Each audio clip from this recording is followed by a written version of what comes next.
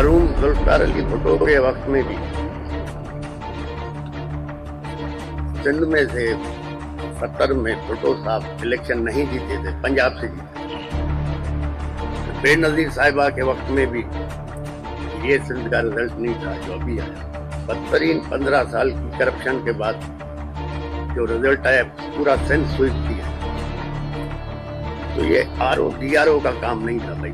इस इलेक्शन को तो हम लोग GD वाले कबूल करते ही नहीं, रिजेक्ट करते हैं। ये इलेक्शन को मैं कहता हूँ एंटी स्टेट इलेक्शन। इसलिए एंटी स्टेट इलेक्शन कहता हूँ। 70 में मरहूम भुट्टो साहब के पास 80 या 81 मेंबर थे। मुजीबुर रहमान के पास 160 या 106 मेंबर, 160 मेंबर।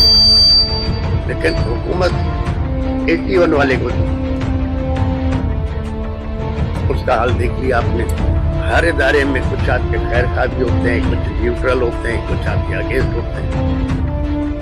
एक किसी दोस्त ने मुझे आज से 2-2.5 महीने पहले कहा था क्या GDA खत्म कर दे।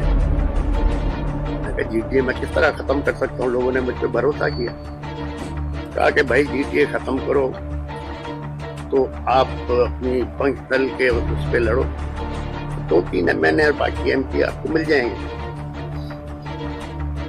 मैं कहा GDA तो नहीं खत्म कर सकता। जो जिन लोगों को GDA से जाना था वो चले गए। अब जो रुके हुए हैं मुझ पर भरोसा करके रुके हुए।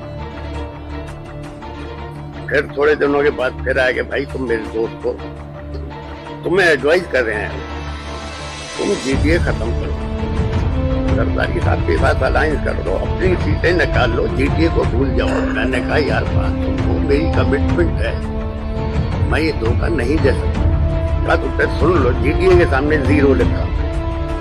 मैंने कहा अच्छा, बाकी पार्टियों के साथ कहा कि MQM के सामने 15+ लिखा।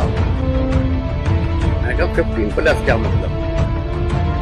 कहा कि भाई MQM का पीओएस पार्टी से तो झगड़ा है नहीं, MQM का है PTI से झगड़ा, इसलिए MQM को 15+ लिखा हुआ है। आप लोग एक भी MNA। मैंने कहा कोई बात नहीं, तो आप हारने के लिए तैयार है? मैंने कहा हाँ, इज्जत से हारने के लिए तैयार है। अब लोग कह रहे हैं RO ने ये किया, DRO ने ये किया। ये नहीं, इस तरह नहीं हुआ है। ये सब कुछ 3 महीने पहले ही डिसाइड हो गया था। कहाँ डिसाइड हुआ, कैसे हुआ? और ये एंटी स्टेट इलेक्शन हुआ है। जिन लोगों ने भी ये करवाया उनको ये सोचना चाहिए कि ये इलेक्शन एक गंद करवा दिया है, और ये इलेक्शन चलेगा कैसे आगे। और जो ये फैसला करने वाले उनको अंदाजा ही नहीं था। इमरान खान के साथी इतने तादाद में इलेक्शन जीत जाए। अब वो जीत तो गए, अब किस तरह बिकते हैं, किस तरह नहीं बिकते, वो अलग बात है। हम एंटी स्टेट लोग नहीं हैं।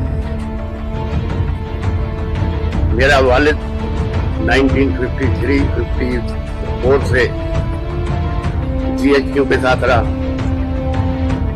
और हमें भी ये कहा था कि भाई आप लोगों के साथ चलना है। जब फैसला हो ही गया था कि पूरा सिंध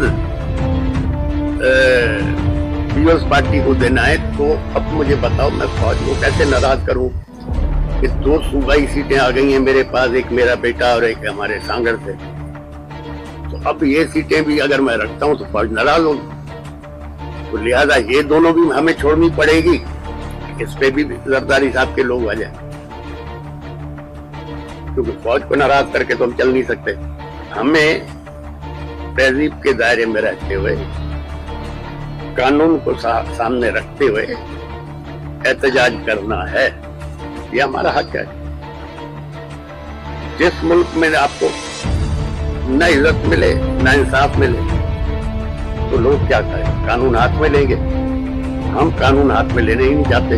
बाजवा साहब जाते जाते जो पंडोरा बॉक्स खोलने की कोशिश की थी या खोल के गए थे, बाजवा साहब ने फरमाया था बांग्लादेश सियासतदानों ने चल सियासतदानों ने बनाया। जब बांग्लादेश बना तो उस वक्त हुकूमत किसकी थी, प्रेसिडेंट कौन था?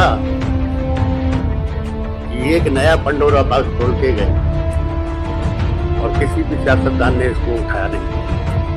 मैं तो कहता हूँ भाई, हुकूमत भी फौज की थी, प्रेसिडेंट भी फौज का था, सियासतदान कहाँ थे? ये भी जरूर इंक्वायरी होनी चाहिए। बाकी इस इलेक्शन से हमारा कोई लेना देना नहीं है, क्योंकि सारा फ्रॉड पे था। जो बेनजीर साहिबा नहीं कर सकी, जो भुट्टो साहब मरूम नहीं कर सके, जरदारी साहब ने कैसे करके दिखाया। या